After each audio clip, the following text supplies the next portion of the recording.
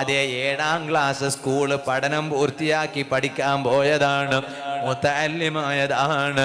സൗകര്യം കുറഞ്ഞപ്പോ ഇടക്കിടക്ക് ഉമ്മാനെ ഓർക്കുമ്പോ, പാപ്പാനെ ഓർക്കുമ്പോ, വീട്ടിൻ്റെ കാര്യങ്ങൾ ഓർക്കുമ്പോ പഠനം നിർത്തിയിട്ട് പോകാമെന്ന് തോന്നിപ്പോയി.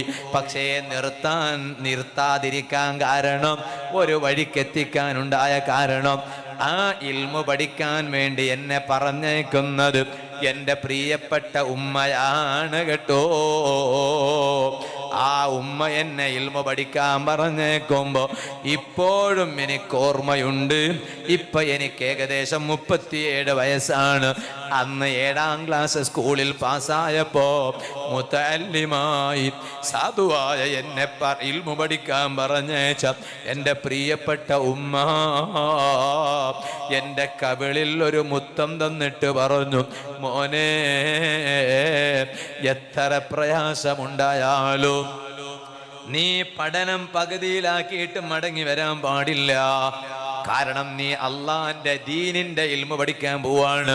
നീ ഇടക്ക് നിർത്തിവെച്ചാൽ പടച്ചറപ്പ് പൊറുക്കൂല്ലടാ. പിന്നെ നീ വേറെ ഏത് റൂട്ടിൽ പോയാലും ഇൽമു പകുതിയിലാക്കി വന്നവനാണെന്ന് പറഞ്ഞ് അള്ള നിന്റെ ജീവിതത്തിലെ ബറക്കത്ത് തന്നെ ഇല്ലാതെയാക്കി കളയോ. മുതഅല്ലിമുകളെ, ഇപ്പോഴും എനിക്കറിയാം, അതേ ബഹ്റൈനിൽ ഒരു ഡോക്ടറുണ്ട്. നിങ്ങളെ മലപ്പുറം ജില്ലയിൽ തിരൂരിനടുത്തുള്ളൊരു ഡോക്ടറാണ്. അദ്ദേഹവും ഞങ്ങളും ഒന്നിച്ച് കഴിഞ്ഞ 1-2 മാസം മുമ്പ് അതാ ഞങ്ങൾ ഈജിപ്തിൽ സിയാറത്തിന് പോയി, ജോർഡാനിൽ സിയാറത്തിന് പോയി. അപ്പോൾ അദ്ദേഹം എൻ്റെ അടുത്തിരുന്നിട്ട് എന്നോട് പറഞ്ഞു, ഉസ്താദേ, നിങ്ങളെ വാൽ എനിക്ക് വലിയ ഇഷ്ടമാണ്, ഞാൻ എന്നും നിങ്ങളെ വാല് കേൾക്കും, എന്നിട്ട് എനിക്ക് കുറെ ദുആ ചെയ്ത് തരും. എന്നിട്ട് അദ്ദേഹം എന്നോട് പറഞ്ഞു, എൻ്റെ ബാപ്പ വലിയ മൊയ്ലിയാരാണ്, ആ ഡോക്ടർ MBBS ഡോക്ടറാണ്. അദ്ദേഹം എന്നോട് പറയാണ്, എൻ്റെ ബാപ്പ വലിയ മൊയ്ലിയാരാണ്, കുറെ കാലം ദർസ് നടത്തിയ ഉസ്താദാണ്. എൻ്റെ ബാപ്പക്കൊരാഗ്രഹം, ആൺകുട്ടികളിൽ എന്നെ ഒരു മൊയ്ലിയാരാക്കണമെന്ന് വല്ലാത്ത ഒരാഗ്രഹമുണ്ടായിരുന്നു. അങ്ങനെ എൻ്റെ ബാപ്പ പഠിക്കാൻ ഒരു ദർസിൽ കൊണ്ടുപോയി ചേർത്തി. പക്ഷേ ഞാൻ തരികിട കാണിച്ചവിടെ നിന്ന് വന്നു. ഞാൻ പഠനം പൂർത്തിയാക്കിയില്ല, എനിക്ക് പഠിക്കാൻ താല്പര്യമില്ല. ഞാൻ ഇടയ്ക്ക് പഠിപ്പങ്ങ് നിർത്തിയിട്ട് ഞാൻ മടങ്ങി വന്നു. എന്നിട്ട് ഞാൻ അതാ ഈ പഠിപ്പ് പഠിച്ചു. എന്നിട്ട് ഞാനൊരു ഡോക്ടറായി. ഇപ്പൊ ബഹ്റൈനിൽ എനിക്ക് നല്ല ശമ്പളമുണ്ടെങ്കിലോ ഈ ഡോക്ടർ പറയാണ്, എൻ്റെ ജീവിതത്തിൽ എന്തോ ഒരു ബറക്കത്ത് കുറവുണ്ട് ഉസ്താദേ. ശമ്പളത്തിനൊരു കുറവില്ല, വലിയ വീടുണ്ട്, വാഹനമുണ്ട്, കുടുംബമുണ്ട്, നല്ല കൈ നിറയെ ശമ്പളം കിട്ടുന്നുണ്ട്, പക്ഷേ ജീവിതത്തിൽ എന്തോ ബറക്കത്ത് കുറവാണ്. എന്നിട്ട് അദ്ദേഹം തന്നെ എന്നോട് പറയാണ്, അത് ഞാൻ മനസ്സിലാക്കി, അതിന് ഒരുപാട് പരിഹാരം ഞാൻ നോക്കിയെങ്കിലും നടക്കണില്ല. എന്നിട്ട് ഞാൻ തന്നെ മനസ്സിൽ കരുതി ഉറപ്പിച്ചു, ആ ബറക്കത്ത് കുറയാനുള്ള കാരണം എൻ്റെ ബാപ്പ എന്നൊരു മൊയ്ലിയാരാക്കാൻ നോക്കിയപ്പോ ഇടയ്ക്ക് വെച്ച പഠനം നിർത്തിയിട്ട് ഞാൻ മടങ്ങി വന്നില്ലേ, അതിൻ്റെ ബറക്കത്ത് കുറവാണ്. ഓ മുതഅല്ലിമുകളെ, അതുകൊണ്ട് പഠിക്കാൻ എല്ലാവരും പോകും, പഠനം പൂർത്തിയാക്കുന്നവര് കുറവാണ്.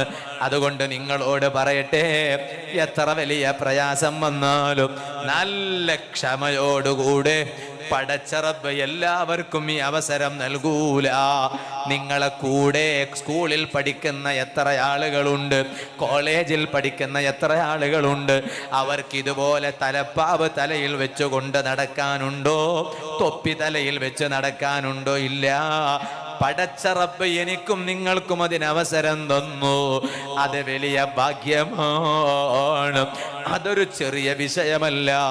ആ റബ്ബ് അതിന് നമുക്കൊരവസരം തന്ന് ഞങ്ങളത് സ്വന്തം വേണ്ടാന്ന് വെച്ചാൽ ജീവിതത്തിൽ ബറക്കത്തില്ലാതെയായി പോകുമെന്ന് പറയേണ്ടതുണ്ടോ?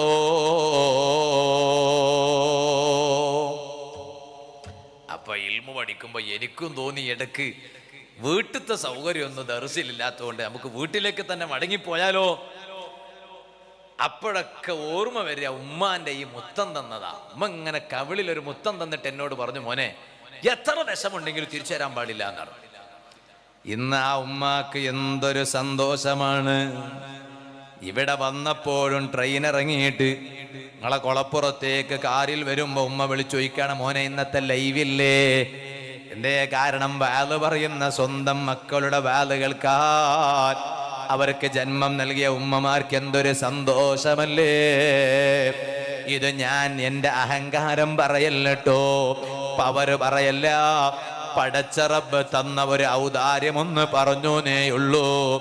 അല്ലാഹുവേ, ഞങ്ങളെ മക്കളെയെല്ലാം ഞങ്ങളെക്കാൾ വലിയ സ്ഥാനത്ത് നീ എത്തിക്കണേ അല്ലാ. ഇരിക്കട്ടെ, ഞാൻ പറഞ്ഞ വിഷയം മറക്കരുത്. ഞാൻ പറഞ്ഞു വന്നത്, ഈ കിരീടം ഖുർആൻ പഠിച്ച മക്കളുടെ തലയിൽ അല്ല വെച്ച് കൊടുത്തിട്ട് ചോദിക്കാണ്, അറളീതാ, പോരേ എന്ന് ചോദിക്കും. പോരെ, ഇത് പോരേന്ന് ചോദിക്കും. ദുനിയാവിൽ ഖുർആൻ പഠിച്ചല്ലേ നിങ്ങള്, ഇത് പോരേന്ന് ചോദിക്കും.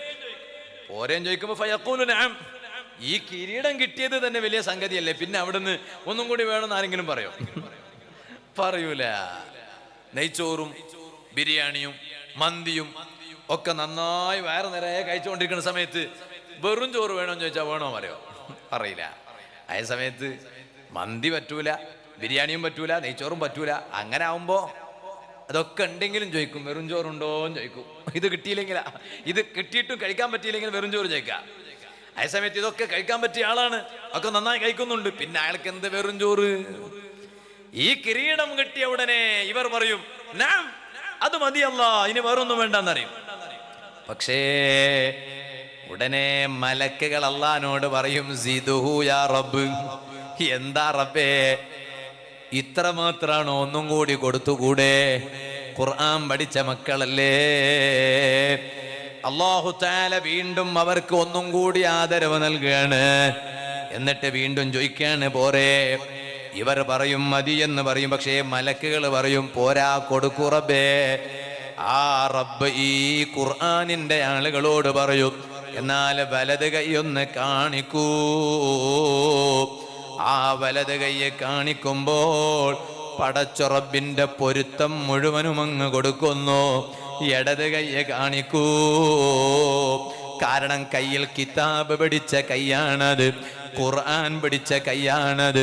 ഇടത് കൈയെ കാണിക്കൂ. മൊബൈല് കയ്യിൽ പിടിച്ച് അന്യ പെണ്ണിനോട് ചാറ്റിംഗ് നടത്തിയതല്ലല്ലോ, ഹറാമായ സീൻസുകൾ കണ്ടതല്ലല്ലോ, യൂട്യൂബിലൂടെ സിനിമ കണ്ട് രസിച്ചതല്ലല്ലോ, തോന്നിവാസം കണ്ടതല്ലല്ലോ. ഇത് കയ്യിൽ കിതാബ് പിടിച്ച് ഓതിയതാണ്. അതുകൊണ്ട് വലത് കയ്യെ കാണിക്കണേ, ഇടത് കയ്യെ കാണിക്കണേ. റബ്ബിനൊരാഗ്രഹമാണ് വലത് കയ്യെ കാണാൻ, ആ റബ്ബിനൊരാഗ്രഹമാണ് ഇടത് കയ്യെ കാണാൻ. എന്നിട്ടോ രണ്ട് കൈ നിറയെ പടച്ച റബ്ബിന്റെ പൊരുത്തം ഫുള്ളായിട്ട് അല്ലാഹു തആല കൊടുക്കുകയാണ്. എന്നിട്ട് അല്ലാഹ് വീണ്ടും ചോദിക്കുന്നു, പോരേ? വീണ്ടും മലക്കുകൾ പറയാണ്, എന്താ റബ്ബേ പോരേ എന്ന് ചോദിക്കുന്നത്? എത്ര കൊടുത്താലും റബ്ബിന് അതേ തീർന്നു പോകൂലല്ലോ, കാലിയാകൂലല്ലോ. അല്ലാഹു തആല വലിയ പ്രകാശമാണ് നൽകുന്നത്. അവസാനം ഇവർക്കൊരു ആദരവ് എന്ന നിലക്ക് ആ ഖുർആൻ പഠിച്ച മക്കൾക്ക് അല്ലാഹു പ്രകാശം നൽകുന്നു. എന്തിന് തുല്യമായ പ്രകാശമാണ്, എന്തിന് സമാനമായ പ്രകാശമാണ്? മിഥല ശംസി, സൂര്യന് സമാനമായ പ്രകാശം.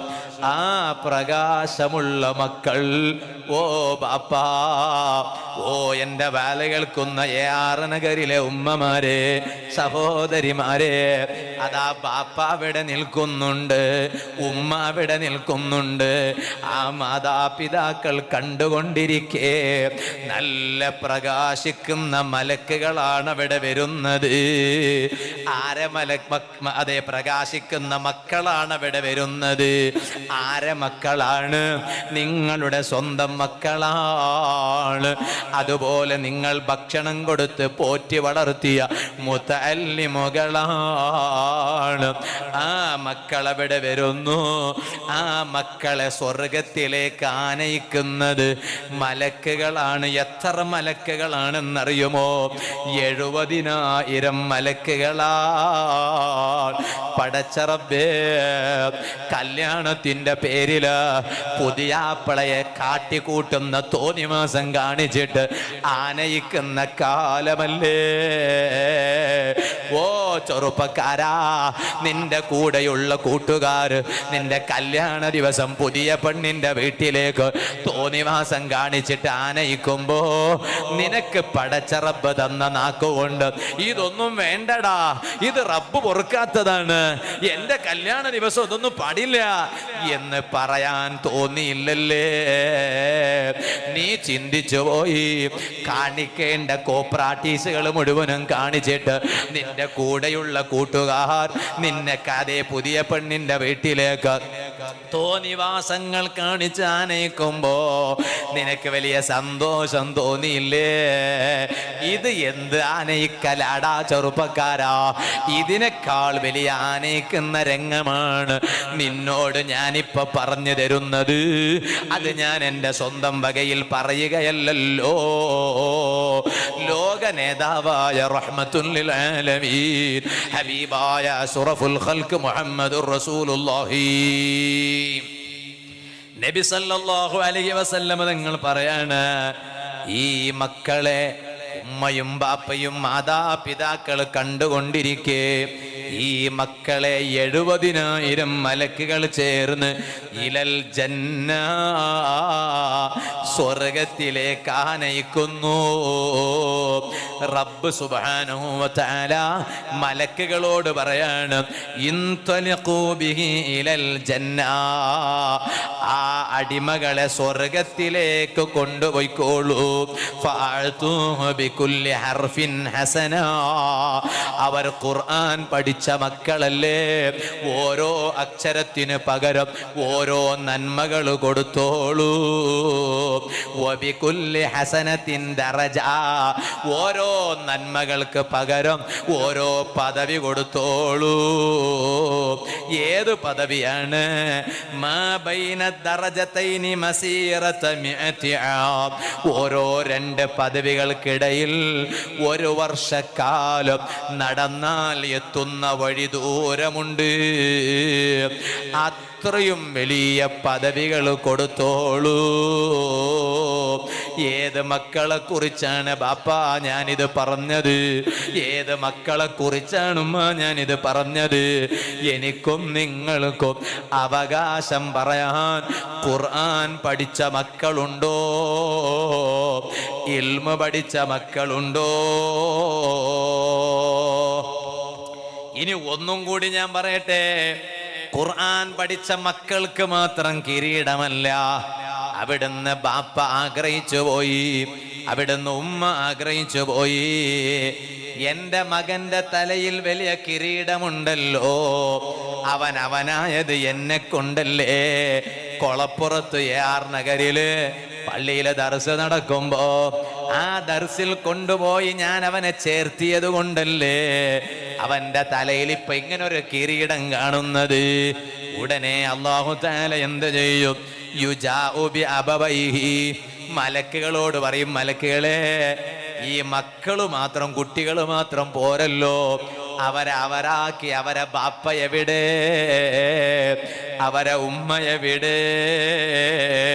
فيفعل بهما من الكرامة ما فعل بولدهما, സ്വന്തം മക്കളെ തലയിൽ കിരീടം വെച്ചു കൊടുത്തതുപോലെ അതിന് കാരണക്കാരായ ബാപ്പാന്റെ തലയിലും അതുപോലത്തെ കിരീടം വെച്ചു കൊടുത്തു.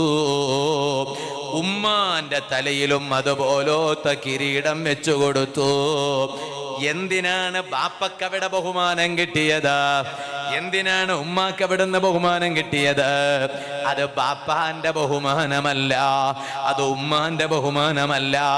ഹദീസിൽ തന്നെ കാണാം, തക്രിമതൻ ലി സ്വാഹിബിൽ ഖുർആൻ, ഈ ഖുർആൻ പഠിച്ച ഇൽമു പഠിച്ച മകന്റെ ബഹുമാനമാണ്.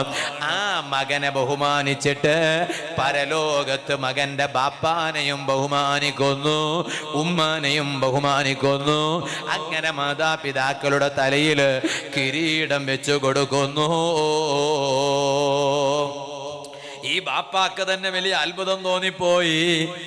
എന്റെ തലയിൽ തെറ്റിയിട്ടാണോ റബ്ബേ ഈ കിരീടം വന്നുപോയത്? കാരണം അങ്ങനെ ഒരു തലയിൽ കിരീടം കിട്ടാൻ മാത്രം അർഹതപ്പെട്ടവനല്ലല്ലോ ഞാൻ. ഉടനെ ബാപ്പയും ഉമ്മയും ചോദിച്ചു, മിൻ ഐന ലനാ ഹാദാ, എവിടുന്നാണ് ഇപ്പൊ ഞങ്ങൾക്കിത് കിട്ടിയത്? ഉടനെ അല്ലാഹ് പറയാണ്, മലക്കുകൾ പറയാണ്, സംശയിക്കണ്ട, ആള് മാറിയിട്ടൊന്നുമല്ല, അത് നിങ്ങളെ തലയിൽ തന്നെ വെക്കേണ്ട കിരീടമാണ്. അതെന്തേ കാരണം? ബിതഅലീമികുമാ വലദകുമൽ ഖുർആൻ, നിങ്ങളുടെ കുട്ടിക്ക് നിങ്ങൾ ഖുർആൻ പഠിപ്പിച്ചില്ലേ? ആ ഖുർആൻ പഠിപ്പിച്ചതുകൊണ്ട് നിങ്ങൾക്ക് അല്ലാഹ് തന്ന ബഹുമാനമാണ്. ഇത് വിശദീകരിച്ചുകൊണ്ട് പണ്ഡിതന്മാർ പറഞ്ഞു, സ്വന്തം മക്കൾ തന്നെ ആകണമെന്നില്ല, എന്നാലും സ്വന്തം മക്കളെ പോലെ സ്വന്തം പള്ളിയിലെ നാട്ടിലെ പള്ളിയിലെ ദർസ് നടക്കുമ്പോൾ ആ ദർസിൽ പഠിക്കുന്ന മുതഅല്ലിമുകളെ സ്വന്തം മക്കളെ പോലെ കണ്ട്, അതേ ഉള്ളത് 2 മക്കളാണ്. അപ്പൊ കൊളപ്പുറം AR നഗരിൽ പഠിക്കുന്ന ഒരു മുതഅല്ലിമിന്റെ 3ാമത്തെ മോനാണ്. അൽഹംദുലില്ലാഹ്, പെരുന്നാൾക്ക് 2 കുട്ടികൾക്ക് കുപ്പായം വാങ്ങുമ്പോ അതേ 3 കുപ്പായം വാങ്ങുന്നു. ചില വീട്ടിലെ ഉമ്മ ബാപ്പാനോട് പറയാണ്, 3 കുപ്പായം വാങ്ങണം, ദർസിൽ പഠിക്കുന്ന മൗലിയാരുട്ടിക്കും കൊടുക്കണം. മൗലിയാരുട്ടി എന്നാ പറയാ, മൗലിയാരുട്ടിക്കും കൊടുക്കണം. സുബ്ഹാനല്ലാഹ്, 2 മക്കളുള്ളവർ ദർസിൽ പഠിക്കുന്ന മുതഅല്ലിമിനെ ഒരു മോനായി കാണുന്നു. അപ്പൊ 3 മക്കൾ. അതുകൊണ്ട് ഗൾഫിൽ നിന്ന് ആരെങ്കിലും വരുമ്പോ ഷർട്ട് പീസ് കൊണ്ടുവരണം. മകൻ ഗൾഫിൽ നിന്ന് വരുമ്പോ മോനോട് ഉമ്മ പറയാണ്, മോനെ ഷർട്ട് പീസ് കൊണ്ടുവരണം, മൊയിലാരുട്ടിക്ക് കൊടുക്കാനാണ്. സുബ്ഹാന ജല്ല ജലാലു, അത്തറ് കൊണ്ടുവരണം, മൊയിലാരുട്ടിക്ക് കൊടുക്കാനാണ്. ഇതുപോലെ ആ മുതഅല്ലിം ലീവ് കിട്ടിയിട്ട് നാട്ടിൽ പോകുമ്പോ മുതഅല്ലിമിന്റെ കയ്യിൽ അതേ ബസ്സിന് പൈസ കൊടുക്കാനുണ്ടായേക്കും. എന്നാലും വീട്ടിലെ ബാപ്പ, ചില വീട്ടിലെ ബാപ്പ, ഭക്ഷണം നൽകുന്ന ബാപ്പ, അങ്ങനെയാണ് മൊയിലേരുട്ടി പറയൽ. അങ്ങനെയാണ്.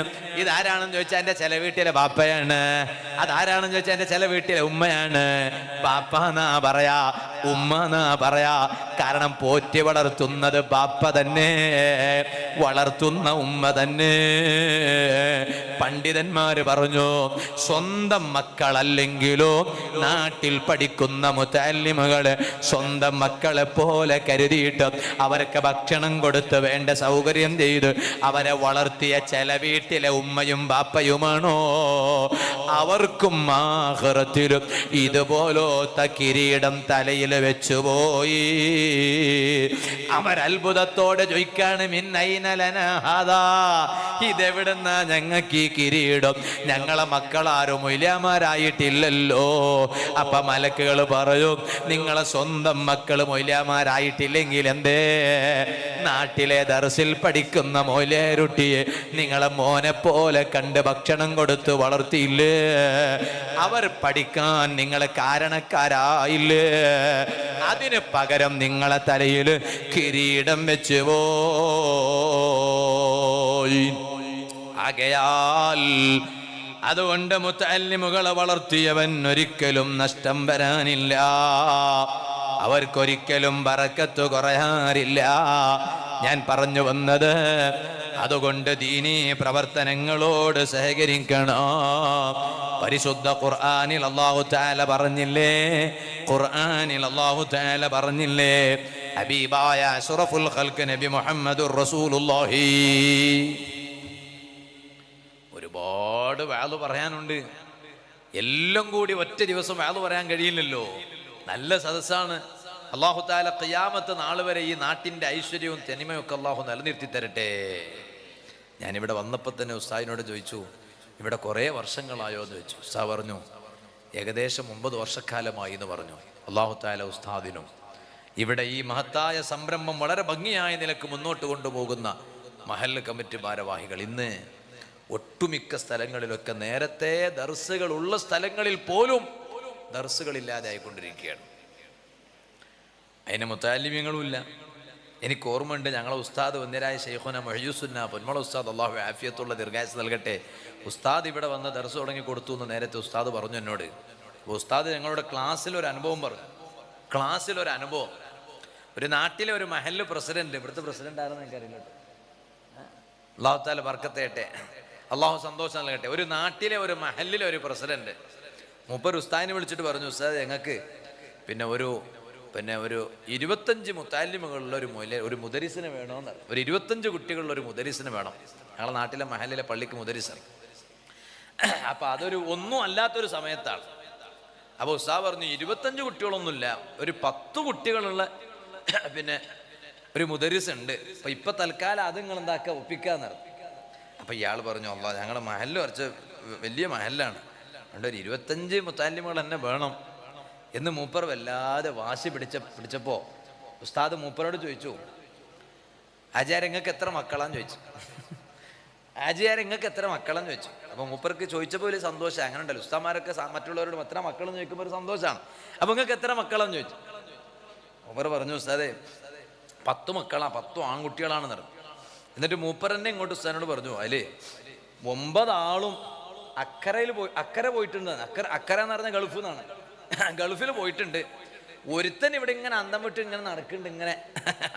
അപ്പൊ അവനും കൂടി ഒന്ന് അക്കരയിൽ എത്തിക്കിട്ടിയാല് അൽഹംദുലില്ലാ, പിന്നെ എനിക്കൊരു സമാധാനാണെന്ന് ഇയാൾ ഇങ്ങനെ ഉസ്താദിനോട് പറഞ്ഞപ്പോ ഉടനെ ഉസ്താദ് അവസരം മുതലാക്കിയിട്ട് ഈ ആചാര്യോട് ചോദിച്ചു, അല്ല ആചാര്യ 10 ആൺകുട്ടികൾ അള്ളാഹു നിങ്ങൾക്ക് തന്നിട്ട് അതിൽ 10 പേരെ നിങ്ങൾ ഗൾഫിൽ തന്നെ പറഞ്ഞയച്ചു എന്നല്ലാതെ ഒരു കുട്ടിയെ പോലും ഒരു മൊലരുട്ടിയാക്കാൻ നിങ്ങളെ കൊണ്ട് കഴിഞ്ഞിട്ടില്ലല്ലോ. 10 കുട്ടികളെ കൂട്ടത്തിൽ ഒരു കുട്ടിയെ പോലും ഒരു മൊലരുട്ടിയാക്കാൻ നിങ്ങളെ കൊണ്ട് കഴിഞ്ഞില്ലല്ലോ.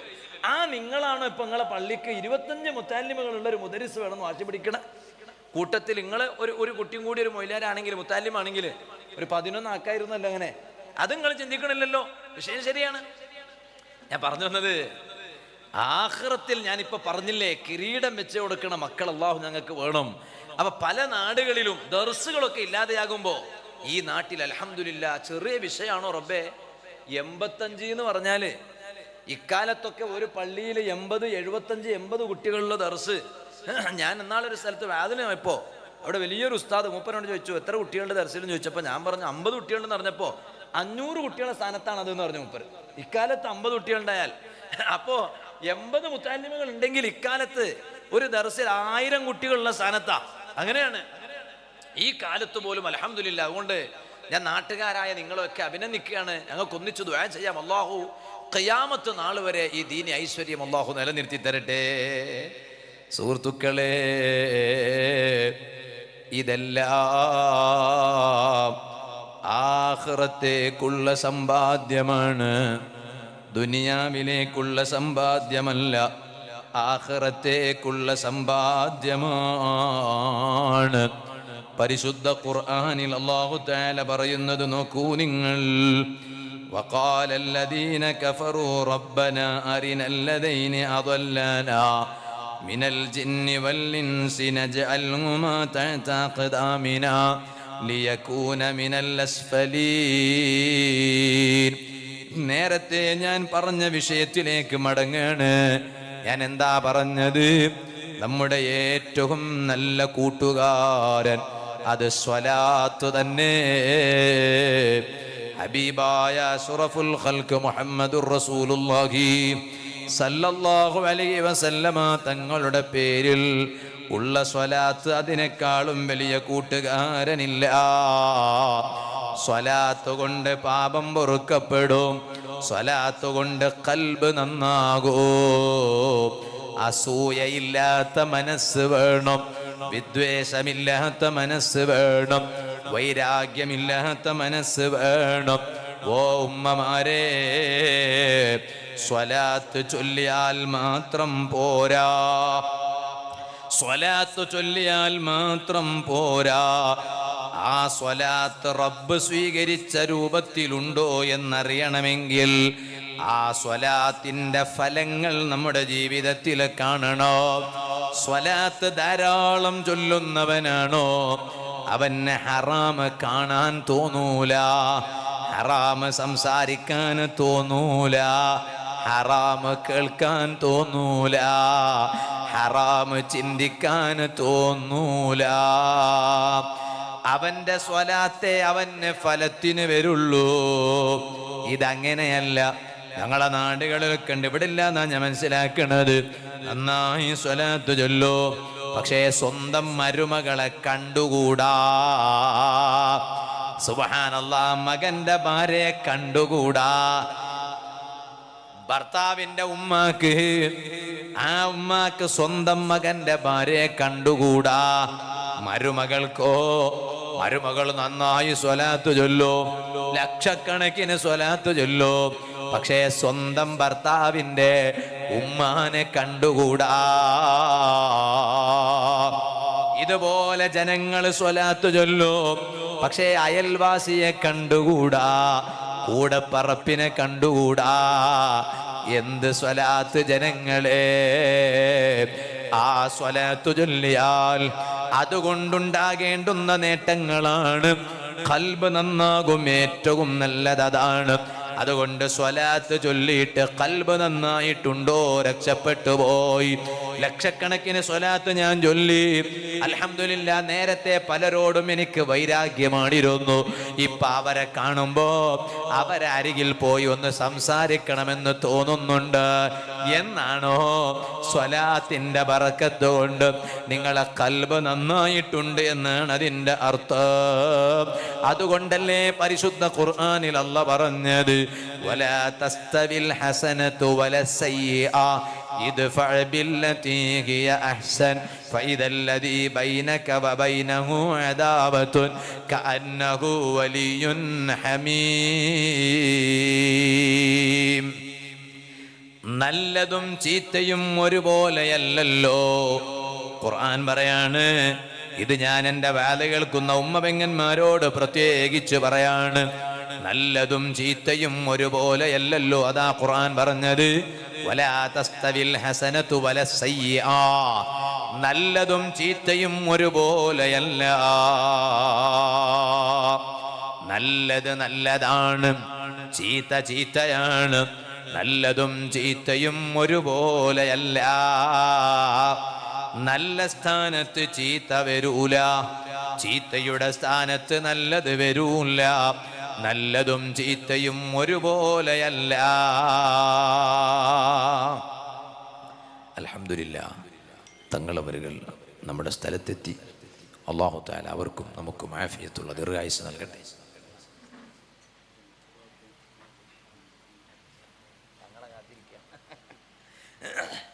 അപ്പം ഞാനും നിർത്താൻ വേണ്ടി തങ്ങളെ തന്നെ കാത്തിരിക്കുകയായിരുന്നു. അൽഹംദുലില്ലാഹ്, നേരത്തെ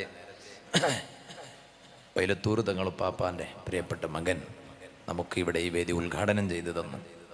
ഇനി ഇൻഷാ അല്ലാഹ് ബഹുമാനപ്പെട്ട തങ്ങളവരുകളുടെ ഉപദേശവും ദുആയും ഒക്കെ ഇവിടെ നടക്കുകയാണ്. അതുകൊണ്ട് ഞാൻ എൻ്റെ സംസാരം നിർത്തുന്നു. ഞാൻ പറഞ്ഞു വന്നത് സ്വലാത്ത്. ആ സ്വലാത്ത് കൊണ്ട് ഏറ്റവും കൂടുതൽ മാറ്റമുണ്ടാകേണ്ടുന്നത് മനസ്സിനാണ്. കൗണ്ടർ ഇങ്ങനെ എടുത്തു നോക്കിയാൽ അതിനായിരക്കണക്കിന് കണക്കുണ്ടാവും, ലക്ഷങ്ങൾ കണക്കുണ്ടാകും, കോടികളുടെ കണക്കുണ്ടാകും. പക്ഷേ ആ കോടികളുടെ കണക്കുണ്ടായത് കൊണ്ട് മാത്രമായില്ല. ലക്ഷങ്ങളുടെ കണക്കോ ആയിരങ്ങളുടെ കണക്കുണ്ടായാൽ മാത്രമായില്ല. അത് ചൊല്ലിയിട്ട് ഖൽബൊന്ന് നന്നാകണം. നല്ല ചിന്തയോടെ സ്വലാത്ത് ചൊല്ലണം. അത് ചൊല്ലിയിട്ട് ഖൽബൊന്ന് നന്നാകണം. ഏതുവരെ എത്തണം? ഖുർആൻ പറഞ്ഞില്ലേ ഒരു പ്രത്യേകമായ സ്വഭാവം. ആ സ്വഭാവത്തേക്ക് നമ്മുടെ ഖൽബെത്തണം. ഇദ്ഫഅ ബില്ലതീ ഹിയ അഹ്സൻ. ആരിങ്ങോട്ട് എന്ത് ചെയ്താലും നല്ലതുകൊണ്ട് മാത്രം അങ്ങോട്ട് പ്രതികരിക്കാനുള്ളൊരു മനസ്സ്, ആ മനസ്സാണ് സ്വലാത്ത് കൊണ്ടുണ്ടാക്കിയെടുക്കേണ്ടത്. കാരണം എന്താണ്? വൈരാഗ്യത്തെ വൈരാഗ്യം കൊണ്ട് തോൽപ്പിക്കാൻ കഴിയില്ല. ശത്രുതയെ ശത്രുത കൊണ്ട് തോൽപ്പിക്കാൻ കഴിയില്ല. വെറുപ്പിനെ വെറുപ്പ് കൊണ്ട് തോൽപ്പിക്കാൻ കഴിയില്ല. അരിശത്തെ അരിശം കൊണ്ട് തോൽപ്പിക്കാൻ കഴിയില്ല. ദ്വേഷത്തെ ദ്വേഷം കൊണ്ട് തോൽപ്പിക്കാൻ കഴിയില്ല. സ്നേഹം കൊണ്ട് തോൽപ്പിക്കണം. അതുകൊണ്ടല്ലേ ലോകം മുഴുവൻ സ്നേഹം കൊണ്ട് കീഴടക്കിയ നേതാവല്ലേ റഹ്മത്തുൽ ലിൽ ആലമീൻ അഷ്റഫുൽ ഖൽഖ് നബി മുഹമ്മദുർ റസൂലുള്ളാഹി സല്ലല്ലാഹു അലൈഹി വസല്ലമ തങ്ങൾ ആക്രമിക്കാൻ വന്നവർ പോലും അതേ സ്നേഹം സ്വീകരിച്ച് ഷഹാദത്ത് കലിമ ചൊല്ലി ഇസ്ലാമിലേക്ക് വന്നില്ലേ? അതുകൊണ്ട് ഫഇദല്ലദീ ബൈനക വബൈനഹു അദാവത്തുൻ കഅന്നഹു വലിയുൻ ഹമീം. അതുകൊണ്ട് നിങ്ങൾ തെറ്റ് നിങ്ങൾ അതാ ആ വിദ്വേഷത്തെയും വൈരാഗ്യത്തെയും നല്ലതുകൊണ്ട് പ്രതികരിച്ചാൽ, അങ്ങോട്ട് സ്നേഹം കൊടുത്തിട്ട് സ്നേഹം പ്രകടിപ്പിച്ചാൽ ഒരിക്കലും അതാ എത്ര വലിയ ശത്രുവാണെങ്കിലും കഅന്നഹു വലിയുൻ ഹമീം, നിങ്ങളെ ഒരു ചങ്ങാതിയെ പോലെയായി തീരും. അതുകൊണ്ട് ഉമ്മമാരെ, മരുമകൾ എത്ര കണ്ട് നിങ്ങളെ വെറുപ്പിക്കുന്നുവെങ്കിലും അത്ര കണ്ട് ആ മരുമകളെ നിങ്ങൾക്ക് സ്നേഹിക്കാൻ കഴിഞ്ഞുവോ, പിന്നീട് അവളിൽ നിന്ന് നിങ്ങൾക്ക് സ്നേഹം ലഭിക്കും. ഓ സഹോദരിമാരെ, സ്വന്തം ഭർത്താവിൻ്റെ ഉമ്മ എത്ര കണ്ട് നിങ്ങൾക്ക് വെറുപ്പ് കാണിക്കുന്നുവെങ്കിലോ ആ ഭർത്താവിൻ്റെ ഉമ്മക്ക് നിങ്ങൾ സ്നേഹം കൈമാറിക്കൊടുത്താൽ ആ ഉമ്മ നിങ്ങളെ സ്നേഹിക്കാൻ തുടങ്ങും. അത് ഖുർആൻ പറഞ്ഞതാണ്. പക്ഷേ ആരെങ്കിലും ഞങ്ങളെ വെറുത്താൽ എല്ലാരെയും അങ്ങോട്ട് സ്നേഹിക്കാൻ കഴിയില്ല. അതും കൂടി ഖുർആനിൽ സൂറത്തു ഫുസ്സിലത്തിൽ അല്ലാഹ് പറയാണ്, വമാ യുലഖാഹാ ഇല്ലല്ലദീന സ്വബറു, നല്ല ക്ഷമയുള്ളവർക്കേ അതിന് സാധിക്കുകയുള്ളൂ. വമാ യുലഖാഹാ ഇല്ലാ ദൂ ഹള്ളിൻ അദീം, അതേ നല്ല ഭാഗ്യം സിദ്ധിച്ചവർക്ക് മാത്രമേ അതിന് സാധിക്കുകയുള്ളൂ. എല്ലാവർക്കും അതിന് സാധിക്കുകയില്ല. ഞാനൊരു ചെറിയ സംഭവം പറഞ്ഞു ഇന്നത്തെ വാദം നിർത്തുന്നു. എൻ്റെ മുഅ്മിനീങ്ങൾ ഇരുന്ന സ്ഥലത്തുനിന്ന് ഒന്ന് എണീറ്റ് നിൽക്കുമോ? അവിടെ തന്നെ നിന്നാ മതി. ഇൻഷാ അല്ലാഹ് തങ്ങളുപ്പാപ്പാൻ്റെ സംസാരം നടക്കാനുണ്ട്. നമുക്ക് വേണ്ടി നല്ല ദുആ ചെയ്ത് തരികയും ചെയ്യും. അല്ലാഹുവേ, സാധുക്കളായ ഞങ്ങളെ മജ്ലിസ് ദുആക്ക് ഇജാബത്തുള്ള മജ്ലിസായി നീ ഞങ്ങളിൽ നിന്ന് ഖബൂൽ ചെയ്യണം റഹ്മാനേ. ജമാദിൽ ഊല മാസമാണ്. സുൽത്താനുൽ ആരിഫീൻ ശൈഖ് അഹ്മദുൽ കബീർ റിഫായി ഖദ്ദസല്ലാഹു സിർറഹുൽ അസീസ് ഗർഭം വയറ്റിൽ ജനിച്ചാറാം മാസത്തിൽ ഗുണമുള്ളതായാർ ഇതാരെന്ന് കേട്ടോവർ. മകനോ മകളോ എന്ന് ചോദിച്ച നേരത്ത് മകനാർ അഹ്മദുൽ കബീർ എന്ന് ചൊന്നോവർ. ഗർഭത്തിലുള്ള സമയം തന്നെ മകനോ മകളോ എന്ന് ചർച്ച വന്നപ്പോ മകനാണ് അഹ്മദുൽ കബീർ എന്ന് പറഞ്ഞു റളിയല്ലാഹു അൻഹു. അത്രയും വലിയ കറാമത്ത് കാണിച്ച മഹാനാണ്. ശരീഅത്തുമുണ്ട്, ത്വരീഖത്തുമുണ്ട്, ഹഖീഖത്തുമുണ്ട്, എല്ലാവുമുണ്ട്. പക്ഷേ ത്വരീഖത്തിനേക്കാൾ ഹഖീഖത്തിനേക്കാൾ ഒന്നാമതായി ശരീഅത്ത് തന്നെയുണ്ട്. അതാണ് റിഫാഴി മാലയിൽ പറഞ്ഞത്, ബയ്യാൽ ശരീഅത്തും ബഗവേ ത്വരീഖത്തും ബലിമാ ഹഖീഖത്തും. എൻ കയ്യിൽ എന്നോവർ, എൻ്റെ കയ്യിൽ ത്വരീഖത്ത് മാത്രമല്ല, ഹഖീഖത്ത് മാത്രമല്ല. ത്വരീഖത്ത് രണ്ടാമതായിട്ടാണ്, ഹഖീഖത്ത് മൂന്നാമതായിട്ടാണ്. ഒന്നാമതായിട്ടുള്ളതോ ബയ്യാൽ ശരീഅത്തോ, എൻ്റെ കയ്യിൽ ഒന്നാമതായിട്ടുള്ളത് ദീനിൻ്റെ ശരീഅത്താണ്. ശരീഅത്ത് വിട്ടിട്ടൊരു ത്വരീഖത്തുമില്ല, ഒരു ഹഖീഖത്തുമില്ല. ഔലിയാക്കൾ അങ്ങനെയല്ലേ? ഇത് റിഫായി ശൈഖ് തങ്ങളെ മാസമായത് കൊണ്ട് ഞാൻ അതെന്ന് പറഞ്ഞു എന്നുള്ളൂ. അതുകൊണ്ടല്ലേ മഹാനവരികൾ പറഞ്ഞ ഒരു ആശയം റിഫായി മാലയിൽ കാണാം, ആരുണ്ടതെന്നോട് ഹാജത്ത് തേടുവാൻ, ഹാജത്ത് അവർക്ക് ഞാൻ വീട്ടും അതെന്നോവർ. എന്നോട് ഹാജത്ത് തേടിയാൽ ഞാൻ വീട്ടിത്തരും. ഔലിയാക്കൾക്ക് അല്ലാഹ് അതിന് കഴിവ് കൊടുത്തിട്ടുണ്ട്. ഉമ്മമാരെ, ജമാഅത്തുൽ ഉല മാസമാണ്. അതുകൊണ്ട് നിങ്ങള് അതെ, ഇനി ഷെയ്ഖ് റിഫായി ക്യാമ്പയിനാണ്. ഷെയ്ഖ് റിഫായി ക്യാമ്പയിൻ ഈ ഒരു മാസക്കാലം എന്ന് പറഞ്ഞാൽ അതിന് പ്രത്യേകം ഒരു പേര് വെച്ചിട്ട് നടത്തണമെന്നല്ല ഞാൻ പറയുന്നത്. ഞങ്ങളെ വീട്ടിൽ ഇനി ഒരു മാസക്കാലം അല്പാൽപ്പം ഓരോ ദിവസവും റിഫായി മാല ആലപിക്കണേ ഉമ്മമാരെ. എന്നിട്ടോ 3-4 ദിവസം കൊണ്ട് റിഫായി മാല പൂർത്തിയാക്കണോ. ഇതുപോലെ ഓരോ ദിവസവും അല്പാൽപ്പം റിഫായി റാത്തീബുണ്ടല്ലോ, എന്നും അത് ചൊല്ലി തീർക്കാൻ പ്രയാസമായേക്കോ. എന്നാലും അല്പാൽപ്പം ഒരാഴ്ച കൊണ്ട് റിഫായി റാത്തീബ് തീർക്കുക, അല്ലെങ്കിൽ ഒരു 5 ദിവസം കൊണ്ട് റിഫായി റാത്തീബ് ചൊല്ലി തീർക്കുക. അങ്ങനെ ഈ റിഫായി ശൈഖ് തങ്ങളെ മാസത്തിൽ റിഫായി മാലയും റിഫായി റാത്തീബും അതെല്ലാം നിങ്ങൾ കൊണ്ടുവരണേ, പതിവാക്കണേ. ഇബ്നു ഹജറുൽ ഹൈതമി റളിയല്ലാഹു അൻഹു മഹാനവരികൾ അദ്ദുറുൽ മൻലൂദ് എന്ന കിതാബിൽ ഒരു സംഭവം രേഖപ്പെടുത്തിയിട്ടുണ്ട്. ബനു ഇസ്രായേൽ കാലത്ത് ഒരാൾ മരണപ്പെട്ടു. അദ്ദേഹം ജീവിതത്തിൽ ഒരുപാട് തെറ്റ് ചെയ്ത് ജീവിച്ച മനുഷ്യനാണ്. ജനങ്ങളെല്ലാം അദ്ദേഹത്തെ ഒരു തെമ്മാടിയായി വിലയിരുത്തി. അങ്ങനെ ആ മയ്യത്ത് ജനങ്ങൾ അതേ അഴുക്കുകളെല്ലാം കൊണ്ടുപോയി കളയുന്ന സ്ഥലത്ത് ഈ മയ്യത്തിനെ വലിച്ചെറിഞ്ഞു. അല്ലാഹു തആല മൂസാ നബി അലൈഹിസ്സലാമിനെ വഹി അറിയിച്ചു. മൂസാ നബിയെ അലൈഹിസ്സലാം, ആ മയ്യത്തിന്റെ അരികിൽ നിങ്ങൾ പോകണം. അൻഗസ്സിൽഹു വസല്ലി അലൈഹി, ആ മയ്യത്തിനെ നിങ്ങൾ കുളിപ്പിക്കണേ മൂസാ നബിയെ അലൈഹിസ്സലാം. ആ മയ്യത്തിന്റെ മേൽ നിങ്ങൾ നിസ്കരിക്കണേ മൂസാ നബിയെ അലൈഹിസ്സലാം. എന്നിട്ട് അല്ലാഹു പറയാണ്, കാരണം ജനങ്ങളെല്ലാം അത് ചെയ്യാൻ കാരണം ആ മനുഷ്യൻ ഒരു തെമ്മാടിയായി ജീവിച്ചത് കൊണ്ടായേക്കോ. പക്ഷെ ആ മനുഷ്യന്റെ എല്ലാ പാപം ഞാൻ ആ മനുഷ്യന് പുറത്തു കൊടുത്തു മൂസാ നബിയേ. ഉടനെ മൂസാ നബി അലൈഹിസ്സലാം അല്ലാഹുവിനോട് ചോദിച്ചു, വബിമദാലിക, ഇത്രയെല്ലാം തെറ്റുകൾ ചെയ്തിട്ട് പോലും എന്തേ റബ്ബേ നീ ആ മനുഷ്യന് പാപം പൊറുക്കാൻ കാരണം? ഉടനെ ആ മനുഷ്യൻ മൂസാ നബി അലൈഹിസ്സലാമിനോട് അല്ലാഹു പറയാണ്, ഇന്നഹു ഫതഹ തൗറാത്ത യൗമാ, ഒരു ദിവസം അയാൾ എന്ത് ചെയ്തു? തൗറാത്ത് കയ്യിൽ പിടിച്ച് തുറന്നു നോക്കി.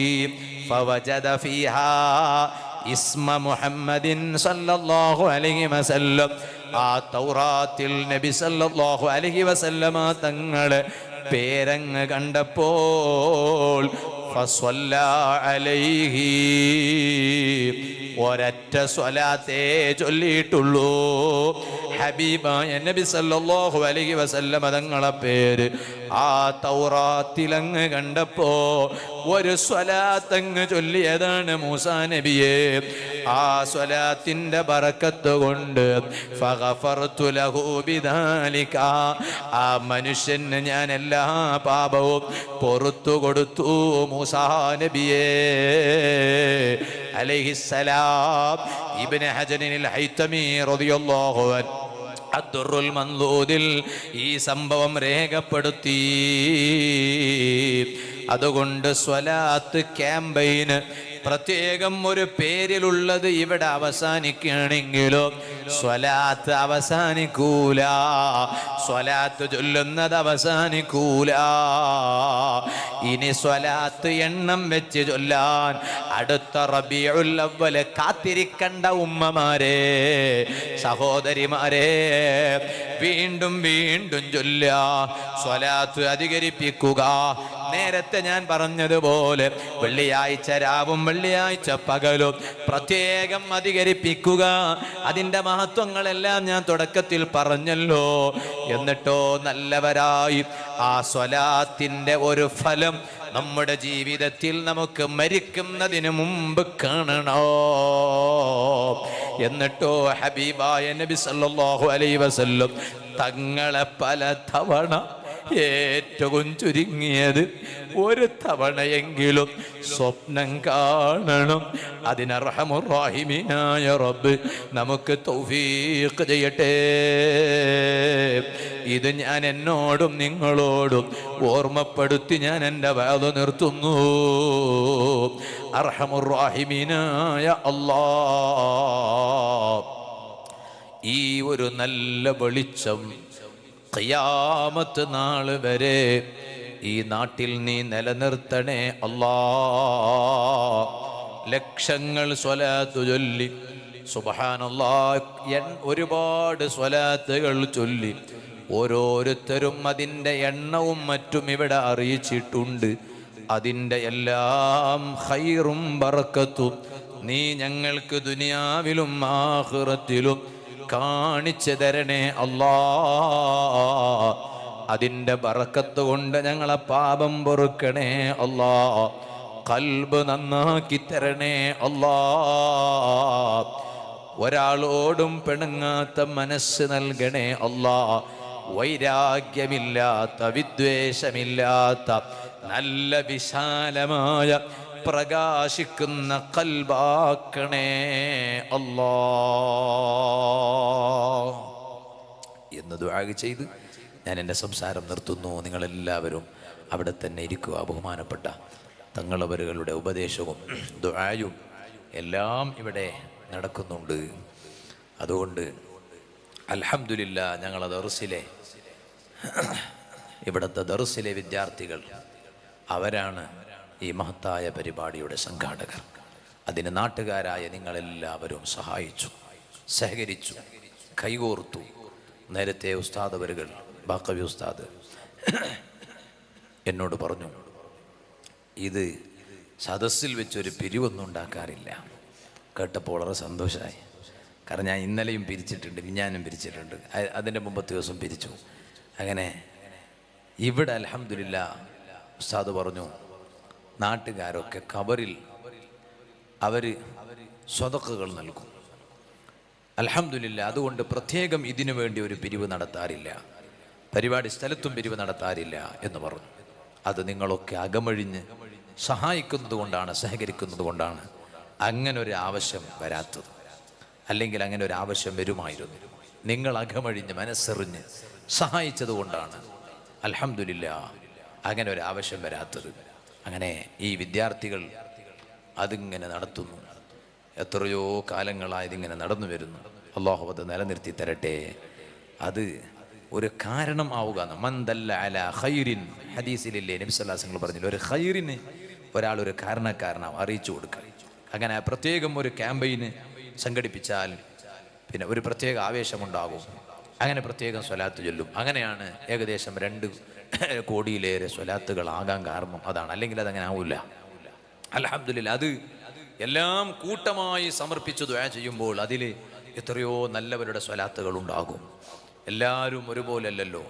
എന്നെക്കാൾ നല്ലവരാണ് നിങ്ങൾ, നിങ്ങളെക്കാൾ നല്ലവരാണ് നിങ്ങളിൽപ്പെട്ട ചിലർ, നിങ്ങളിൽപ്പെട്ട ചിലർ ചിലരെക്കാൾ നല്ലവരാണ്. അങ്ങനെ പുരുഷന്മാരിലുണ്ട്, സ്ത്രീകളിലുമുണ്ട്. അപ്പം അങ്ങനെ ആകുമ്പോൾ എല്ലാവരുടെ സ്വലാത്ത് ഒരുമിച്ചുകൂടി ആ സ്വലാത്തുകൾ മുന്നിൽ വെച്ച് ഏറ്റവും വലിയ തവസ്സുൽ, അമ്പിയാക്കളെ കൊണ്ട് തവസ്സുലുണ്ട്. അതിലേറ്റവും അടിസ്ഥാനം അത്തവസ്സുലു ബിൽ അഅ്മാലി സ്വാലിഹ, സ്വാലിഹായ അമലുകളെ കൊണ്ടുള്ള തവസ്സുലാണ്. അത് ഹദീസിൽ തെളിവുള്ളതാണ്. ഏറ്റവും വലിയ സ്വാലിഹത്തായ അമലാണ് ഹബീബായ അഷ്റഫുൽ ഖൽഖ് നബി മുഹമ്മദ് റസൂലുള്ളാഹി സല്ലല്ലാഹു അലൈഹി വസല്ലം തങ്ങളുടെ പേരിൽ സ്വലാത്തില്ല. അതിനേക്കാളും വലിയ സ്വാലിഹായ അമൽ വേറെ ഏതാണുള്ളത്? അപ്പം അത് മുൻനിർത്തി ദുആ ചെയ്യുമ്പോൾ അതിന് വലിയ ഫലം ഉണ്ടാകും. ഞാൻ ചെമ്മാട്ടിൽ ഓതി പഠിക്കുന്ന സമയത്ത് ഇടക്കിടക്ക് മമ്പുറത്ത് പോകാറുണ്ട് സിയാറത്തിന്. മമ്പുറം അവിടെ അടുത്താണല്ലോ. അപ്പോൾ ബഹുമാനപ്പെട്ട കുണ്ടൂർ ഉസ്താദ് നവ്വറല്ലാഹു മർഖദ, അല്ലാഹു ദറജ വർദ്ധിപ്പിക്കട്ടെ,